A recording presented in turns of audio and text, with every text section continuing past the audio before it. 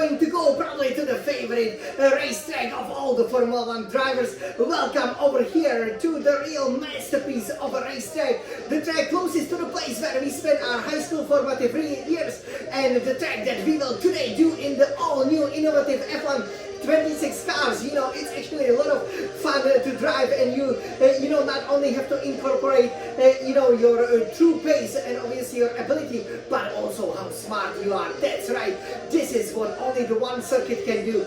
Welcome to the Spa-Francorchamps over here, located in the Ardennes Fortress out there in Belgium, in European Union, and we will go for what is effectively round 12, but really round 10 of the championship, this exciting Formula 1 championship, and we will show you exactly what to do so that Lewis Hamilton or Charles Leclerc or me, Jan the Smiling Sun champion, can play the beautiful scarlet red Ferrari on the pole position, just like we did at the place where it all started the previous round at the Silverstone circuit.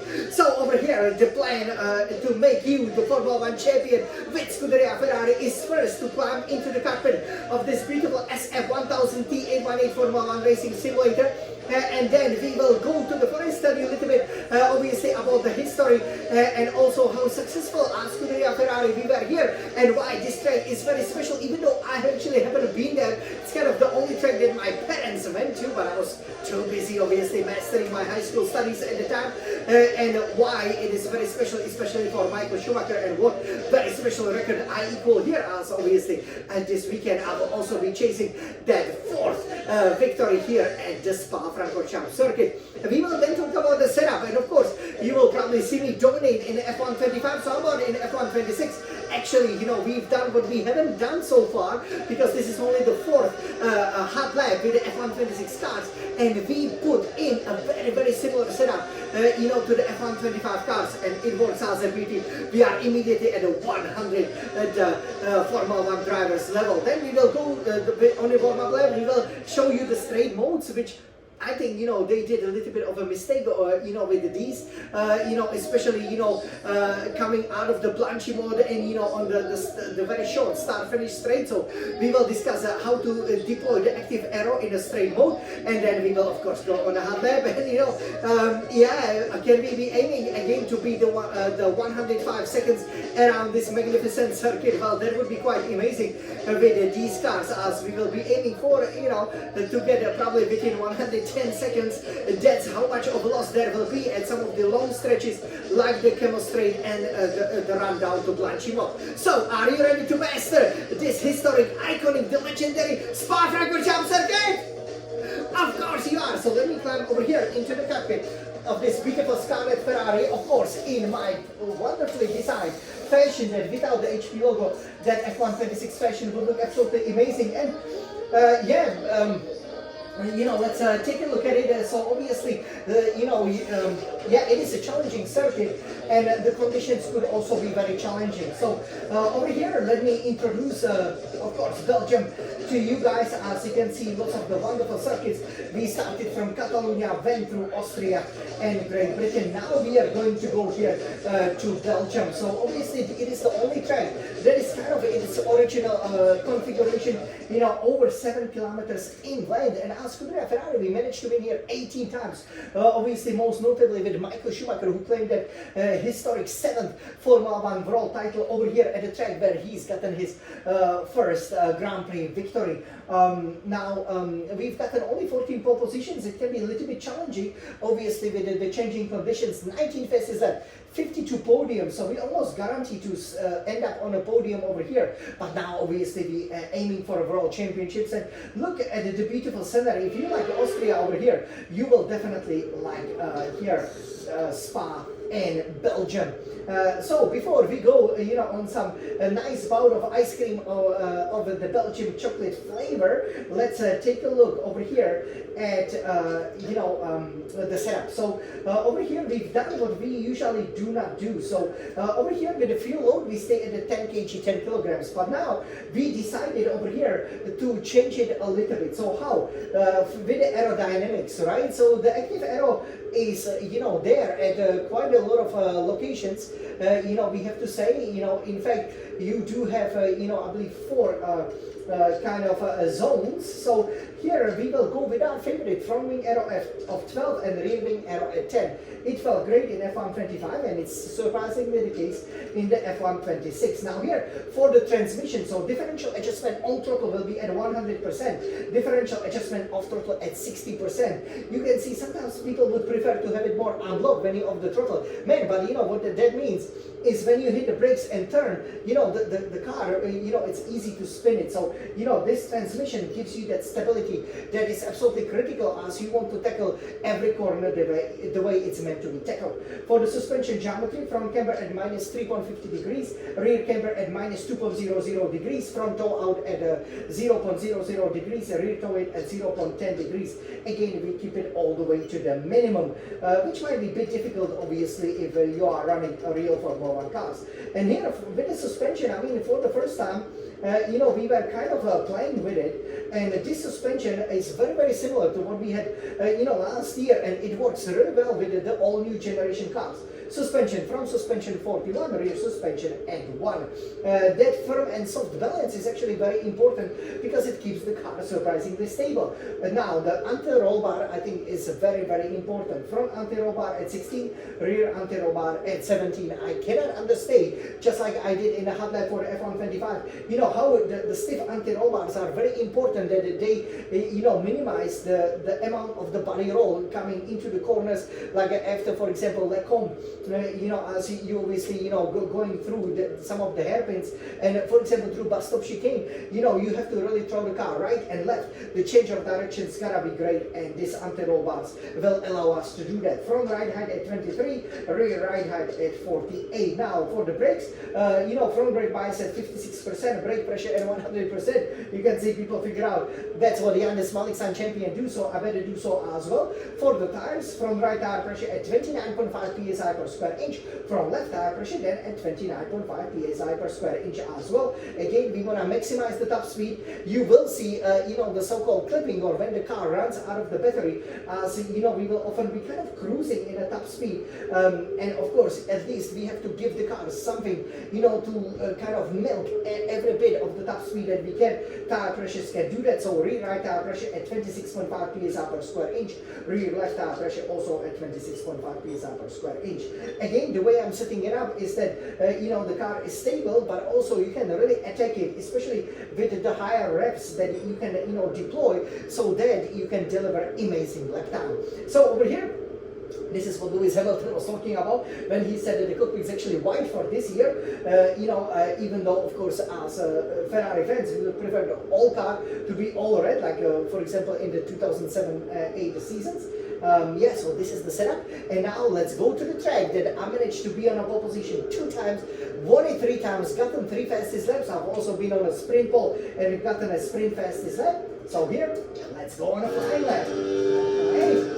So over here, so let me settle in, so you can see already some of the issues that you will have here into the famous branching off corner.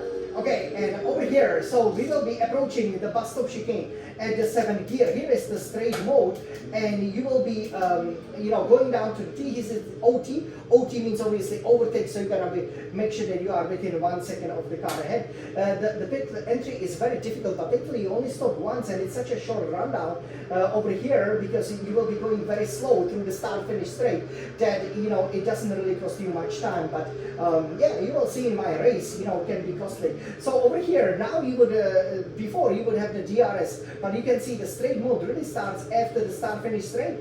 Here, you can see the checkered flag will be forward, and here is the podium! Again, all white, they know it's waiting for us, look at that. So here, yes, straight mode starts right up here after you actually start the lap. So I wonder, why that is, to keep the car stable, to keep, overtakes, from happening, because yes, you can still reach the 7th gear, but you cannot, you know, really easily get behind the guy. Now here, the last source, obviously it is great, but there's no runoff. So you're gonna brake early, and you're gonna make sure you hit the apex just right, right? Usually you don't want to ride the curb over here, so that you can have very quick exit, and you go second, third gear immediately as you can feel it, and perhaps counter steer a little bit if you get a little bit of the oversteer, because you gotta be here on the power to go to one of, if not one of the most famous corners on the Formula One calendar, the Eau Rouge, right? Just a side note, obviously it's great how they develop it here in Belgium, but you know, actually the Eau Rouge didn't exist on the original track. You would actually then go left, you know, through that road, if you can see it right up here, which is quite interesting. So anyways, you will be going through Eau Rouge and full throttle over here, but you know, you will have to downshift from 8th to 7th gear over here as you are going into the Radillion, which obviously was very dangerous. But look at this, the straight mode here comes very, very early, so quite a lot of changes for the F126 with the way the active aero will be deployed, and that of course is there so that, you know, the cars can stay in a top speed for as long as possible. So this is the Camel Straight. I believe, you know, if you have the overtake button, this is a good overtaking opportunity, because then there is a lot of places where you can recharge the battery in this longest track, longest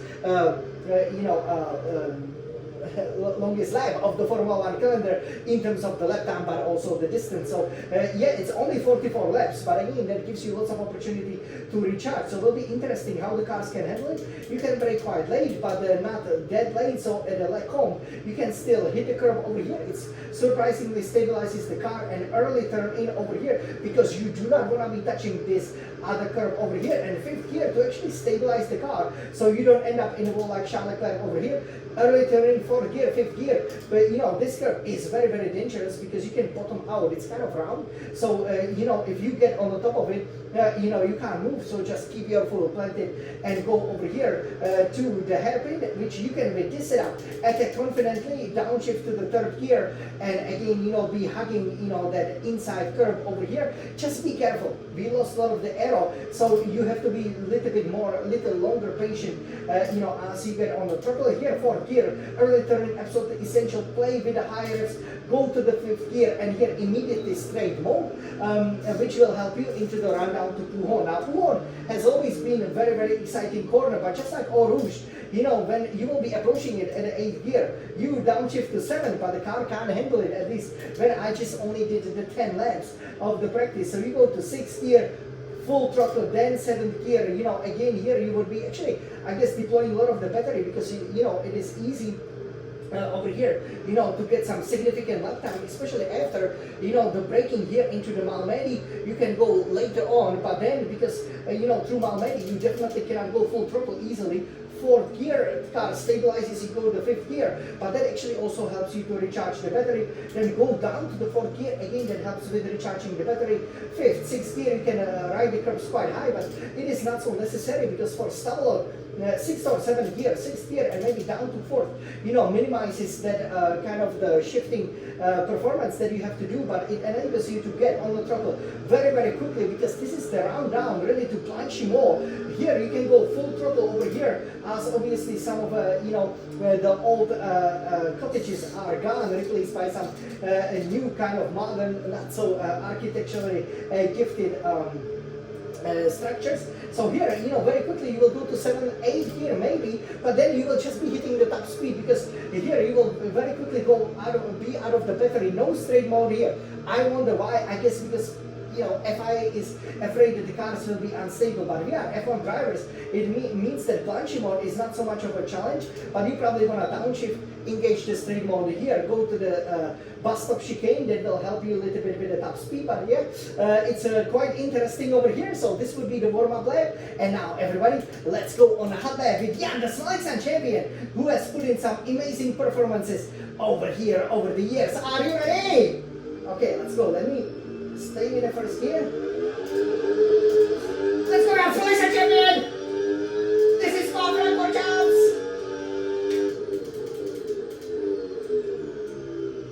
Okay. Last source, nice, we got it, come on! Let's go to Eau Rouge! Come on, champion! And look at this! 8th gear, we're losing revs, 7th gear, stay within the limits, open the straight mode. Come on, Jan, this is is actually very, very good. Otherwise, you can lose a lot of speed. This is the camel straight, 320 kilometers per hour. Into my combo gear, here. Wow, look at that. We are taking it like champions.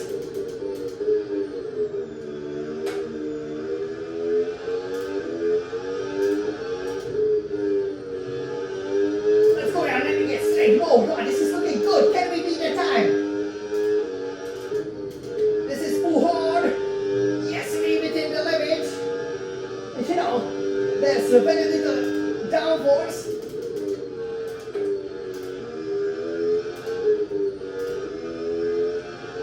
Nice one.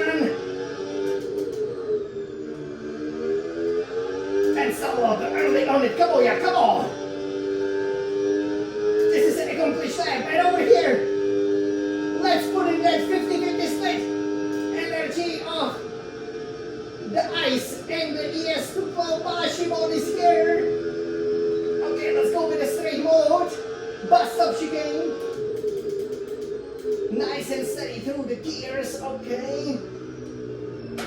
And we got it. We got it over here. Yes, and yeah, as we said, you know, we really wanted to make it in less than as we said, 110 seconds, which of course we did! What a great hot lap over here. So yeah, you can see over here, you know, Belgium Spa-Francorchamps, we are really champions over here. That's why we managed obviously last year, you know, to score our 13th victory in the first 14 races, which would equal the outright record of Michael Schumacher, where we destroyed everybody by pretty much almost a minute. And yes, that was our third victory. I'm sure we can go for the fourth win, as we will go for the fourth fastest laps and the third pole position. You know, obviously, yeah, that will be very exciting, you know, and I also love when it's sprinting over here in Belgium. You know, the only concern would be, you know, how about the overtaking, but I think there's gonna be plenty of overtaking. And now you know how to master this iconic, historic, legendary Spa-Francorchamps circuit. Oh yeah! Yeah! We got it! 7 is the name! Right, so yeah, we hope that obviously our drivers, especially you know Lewis Hamilton, but Charles Leclerc, you know, he's managed to get his maiden victory over here for Scuderia Ferrari. Obviously, it was trying conditions that 2019 year, just before the pandemic, and obviously we had some deaths, you know, happening, you know, on the route down to Eau Rouge and Radillion. So it's actually good that you kind of lose a little bit of the speed, especially you don't know what the weather will do. You know, it can be quite dangerous because it's over the crest. 300 kilometers per hour, right? If you spin out over there, you know, it can be dangerous, but you know, Charles Leclerc handled it like a champion, and obviously he is really on a run of form, so it will be interesting. I wouldn't definitely bet against him getting his second win over here. Hamilton was a bit unlucky over here over the years, but yeah, the cars look really good, and I was immediately on the pace. Yeah, you know, again, if you, you know, you can see that the top speed is a bit of an issue at some of the longer straights, so we can, I think, take off a bit more of the wing. That could be beneficial over here, unless of course it's raining. But yeah, you know, I greatly enjoy, you know, driving this iconic circuit. Again, you know, it's a real pleasure to drive, it's a real pleasure to race, and yeah, I cannot wait over here to see another Scuderia Ferrari victory! Oh yay! So everybody, now let's go and enjoy what Formula 1 is all about. You know, here, this track, you know, it's really a joy, you know, because you have pretty much 90 seconds of really nice high-speed action, you know, and only Formula 1 cars can handle these amazing, iconic, legendary circuits, you know, like no other sports car can. That obviously has to break down much more into corners like Pouhon or Eau Rouge that we just take, you know, flat out, like the corner wasn't even there. This is the power of Formula 1, the fastest machines in the world. And now, let's race them, everybody! We love racing! We love Formula 1! We love Ferrari! Forza Ferrari!